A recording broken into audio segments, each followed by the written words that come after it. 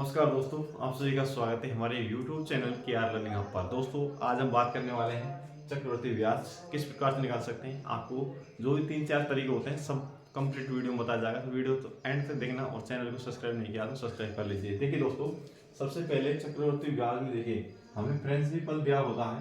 Principal मान लीजिए जैसे मैंने 1000 रुपये मान लिया, ठीक है। अब बात करते हैं, इसमें देता है हमें दर। तो दर जैसे मान लीजिए हमें 10% आर बराबर 10% हमें दर दे रखी है। और जैसे अब पूछेगा हमसे 2 साल, 3 साल, 4 साल, 5 साल, कुछ का भी करवा सकता है। तो आपसे जैसे हम बताएंगे, सबसे पहले आपको 2 साल का, ठीक है, 2 साल का चक्रवृद्धि ब्याज याद करना है और दर दे रखी है हमें। तो चक्रवृद्धि ब्याज को बोलते हैं कंपाउंड इंटरेस्ट, मतलब CI, है ना। इस प्रकार से ये हमें याद करना है। देखिए जो पहला तरीका है वो क्या है, सबसे पहले उसको बताएंगे। देखिए यहाँ पर दर कितनी दे रखी है, 10% है ना। 10% का मतलब क्या हुआ, यहाँ पर देखिए परसेंट ऐसा रहे, इसका मतलब है 1/100। तो 10/100। देखिए यहाँ से 0 से 0 कैंसिल आउट, क्या हुआ यहाँ पे देखिए इसको सोल्व करेंगे तो 1/10 ये आ रहा है। ठीक है, कोई दिक्कत नहीं है ना किसी प्रकार की। अब देखिए सबसे पहले अब यहाँ पे लिखेंगे क्या, 1000 रुपये। इस प्रकार से आपको लिखने 1000। उसके बाद देखिए इसे मैं कोष्टक बंद कर देता हूँ, इसको 2 श्रृंखलाओं में बांट देते हैं। उसके बाद देखिए 1/10, यहाँ से इसको मल्टीप्लाई करेंगे 1/10 से। इसी प्रकार से यहाँ पे भी करना पड़ेगा 2 साल के लिए, इस प्रकार से करना है। अब देखिए 1000 है ना, 1000 को गुणा करो यहाँ पे 1/10 से, क्या आएगा, 0 से 0 कैंसिल आउट, मतलब 100 आ रहा है ना। यहाँ पे देख रहे हैं आप कितना आया, 100। तो यहाँ पर देखिए ये तो आया 100, है ना। इसको भी 1000 से गुणा, 1000 को 1/10 से गुणा करेंगे तो क्या आएगा, 100 ही आएगा, है ना। अब देखिए चक्रवृद्धि ब्याज निकाल रहे हैं तो ब्याज पर ब्याज लगता है, तो इस पे और इसे और क्या करेंगे, 1/10 से गुणा करेंगे यहाँ से। देखिए फिर 100 को, है ना, कितने से गुणा करेंगे, 1/10 से। देखिए 0 से 0 कैंसिल आउट, क्या आया, 10, है ना। तो आप देख रहे हैं यहाँ पे 10 आ रहा है, तो यहाँ पे 10 लिख देंगे। तो इसका चक्रवृद्धि ब्याज क्या होगा, देखिए 100, 100, 200 और 10 कितने हुए, 210। तो 1000 रुपये पर 2 साल का चक्रवृद्धि ब्याज की बात करें तो कितने बनता है, 210 रुपया चक्रवृद्धि ब्याज बन रहा है, ठीक है। अब देखिए इसको एक तो इस प्रकार से आप कर सकते हैं। अगर 3 साल का पूछता, देखिए 3 साल के अब आपको बताते हैं। 3 साल के लिए आपको क्या करना है, इसमें एक और यहाँ पे ऐड करेंगे। देखिए एक और श्रृंखला बनाएंगे इसी प्रकार से 3 साल के लिए। इसको आप फिर यहाँ से ये कर देंगे, 3 कर देंगे ना। अब देखिए 3 साल के लिए इसमें फिर 1/10 से गुणा करना पड़ेगा। यहाँ से 0 से 0 कैंसिल आउट, मतलब वही 100 आएगा, है ना। अब देखिए जितनी जो इधर की संख्या है उन सब पर ब्याज लगेगा। देखिए यहाँ पे ये तो ऐसे कैसे रहेगा, इस पे देखो 1/10 से गुणा करेंगे इसको, 100 को 1/10 से, मतलब ये इस प्रकार से आप रेखा खींच लीजिए। इसके जो इधर इधर की संख्या है उन सब रेखी पे क्या लगेगा, ब्याज लगेगा, है ना। अब देखिए अब आपको बताते हैं इस प्रकार से। देखिए इस पे 100 को 1/10 से गुणा करेंगे, क्या आएगा, 10 आ रहा है, ये देख लीजिए, है ना। अब यहाँ पे जो ये 100 दे रहा है ना, पहले इसको लिख लीजिए यहाँ से 10 को, देखिए 10 गुणा 1/10 करेंगे क्या आएगा, यहाँ से 1 आएगा ना, ये लिख लीजिए। और बात करते हैं इस पे ब्याज लगेगा। देखिए 100 को 1/10 से गुणा करेंगे क्या आएगा, 10 ही आएगा ना, इस प्रकार से। अब देखिए इन सबको ऐड कर दीजिए, कंप्लीट जोड़िए 100, 100, 200, 300, है ना, 300, फिर 10, 20, 30, 330 और 1, 31, 331। इस प्रकार से आप चक्रवृद्धि ब्याज निकाल सकते हैं 2 साल, 3 साल, 4 साल का। अगर आपसे पूछे तो और इसको बढ़ा सकते हैं, और आपको एक रेखा खींचनी है इस प्रकार से, और उनके इधर वाले साइड जो संख्या है उन पर ब्याज लगेगा। तो ये वीडियो कैसी लगी, वीडियो को लाइक करिए। अब बताते हैं आपको, देखिए सेकंड तरीका किस प्रकार से आप कर सकते हैं। ये तो हुआ हमारा पहला तरीका। सेकंड तरीका देखिए क्या है। सेकंड तरीके में आपको कुछ नहीं करना, वो भी वेरी सिंपल है। आप देख लेना, आपको जोन सा पसंद आए उससे आप कर सकते हैं। तो सबसे पहले हम बात करेंगे जैसे 2 साल की, 2 साल से आपको सिखाएंगे 2 साल का। इसी प्रकार से इनको रहने देते हैं ना। अब देखिए यहाँ पे 1000 रुपये दे रखा है ना, तो 10% है, इसका मतलब 1/10 होता है ना। इसको देखिए यहाँ से ये क्या हो जाएगा, ब्याज निकालना है 10 से तो 11 हो जाएगी ना 2 साल के लिए। फिर उसके बाद में 2 साल के लिए निकालना है, तो 1 साल के लिए हो गया, 2 साल के लिए 10 से फिर 11 हुआ, है ना। अब देख रहे हैं ये तो हुआ प्रिंसिपल और ये हो जाएगा अमाउंट, ठीक है। यहाँ पे इनको गुणा करो, देखिए 10 गुणा 10 करेंगे क्या आएगा, 100, है ना। इसको गुणा करेंगे तो 11 गुणा 11, मतलब 11 के बाद कितना होता है, 121, ठीक है। अब देखिए हमें चक्रवर्ती ब्याज निकालना है, इन दोनों का डिफरेंस देखिए कितना आया, 21 आता था ना। अब हमें देखिए 100 की वैल्यू है जो कितनी दे रखी है, यहाँ पे देखेंगे आप, जो हमारा प्रिंसिपल है ये कितना दे रखा है, 1000 है ना, यहाँ पर रखो 1000, ठीक है। अब देखिए यहाँ से 100 मतलब जीरो, जीरो से जीरो कैंसिल आउट कर देते हैं, मतलब एक यूनिट की वैल्यू कितनी है, 10 है ना, तो 21 यूनिट की वैल्यू हमसे पूछी है, तो 21 गुणा 10 कर देंगे, कितना आएगा 210। और हमने पहले भी देखा था, हमने निकाला था 2 साल का चक्रवर्ती ब्याज, उसमें कितना आया था 210 रुपये, ठीक है। अब बात करते हैं यहाँ पर पार्ट 2। देखिए 3 साल की आपसे पूछता है, तो देखिए कुछ नहीं करने का, आपको इसको 1 साल के लिए और बढ़ाते हैं। देखिए यहाँ से इसे 3 साल के लिए कर देते हैं ना, यहाँ से 2 साल तो है ही, अब इसको 3 साल बढ़ाते हैं इसी प्रकार से 3 साल का निकालना है। अब देखिए फिर इसको क्या करेंगे, 10 से 11 करेंगे ना, इधर देखिए ये कितना हो जाएगा 1000 सीधा सर, ये कितना है 11 गुणा 11 गुणा 11 करेंगे तो कितना आएगा 1331, हाँ 1331 आएगा ना।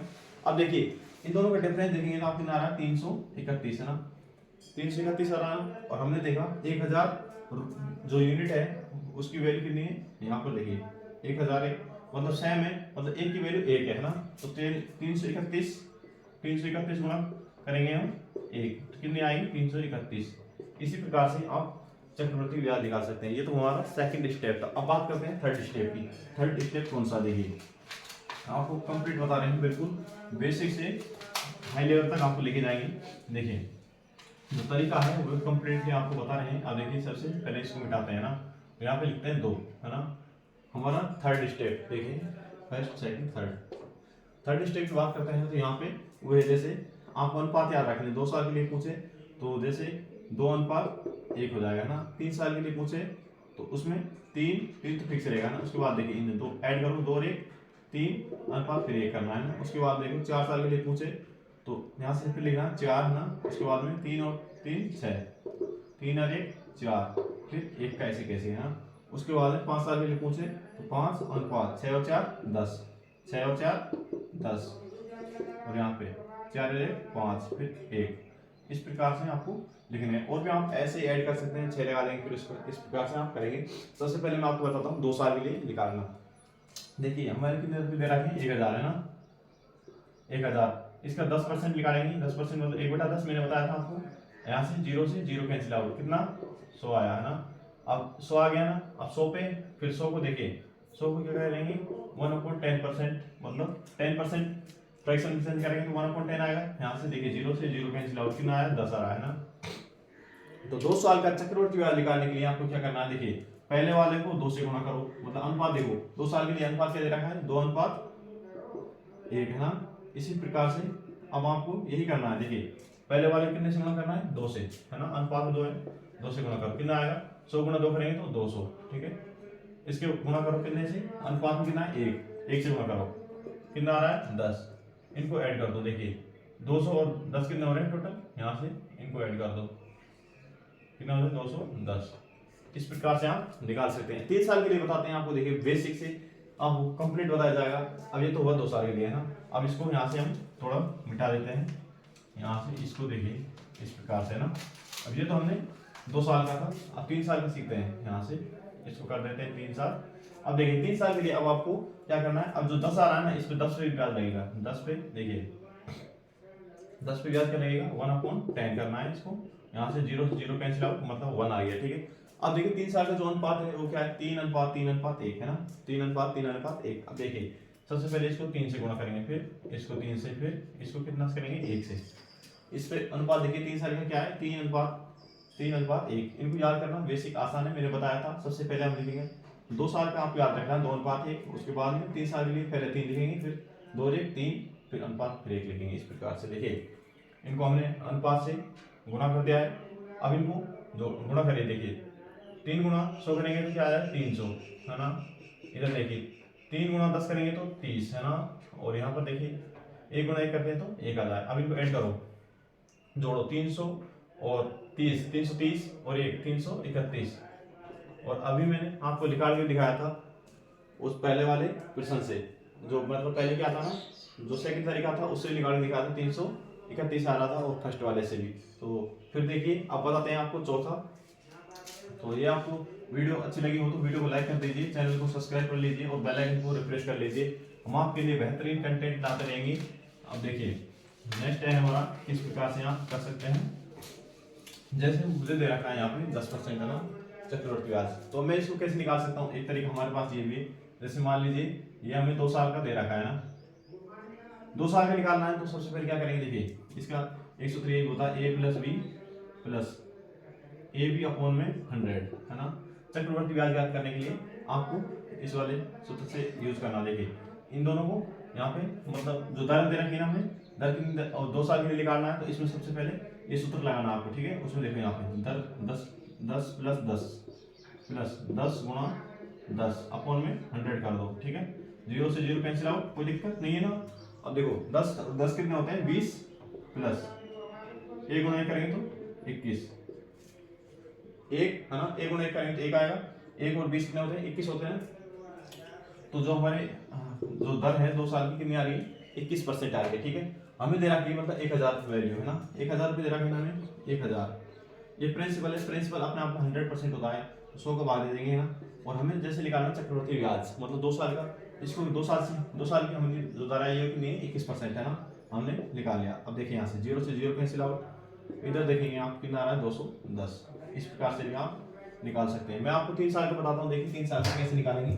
इसको 3 साल में निकालना बेहद आसान होता है। देखिए अब मैं इसको मिटा देता हूँ यहाँ से, ये हमारा चौथा तरीके से आता है ना, चौथा तरीका। अब देखिए इसको यहाँ से मिटाते हैं। अब आपको बताते हैं यहाँ से अगला स्टेप। मान लीजिए हमसे 3 साल पूछ लेता, और इसी तरीके से 3 साल का निकालने के लिए आपको क्या करना है, यहाँ से देखिए 3 साल का निकालने के लिए आपको सबसे पहले 2 साल की पता होना चाहिए। तो 2 साल की हमारी क्या आई थी, जैसे 21% आ गई है ना, हमने निकाल ली थी। और 10% और दे रखी है हमें, 3 साल का चाहिए ना। अब देखिए 3 साल का है ना, अब इनको ऐड करो, 21 प्लस 10 प्लस 21 गुणा 10 बटे क्या आएगा 100 है ना।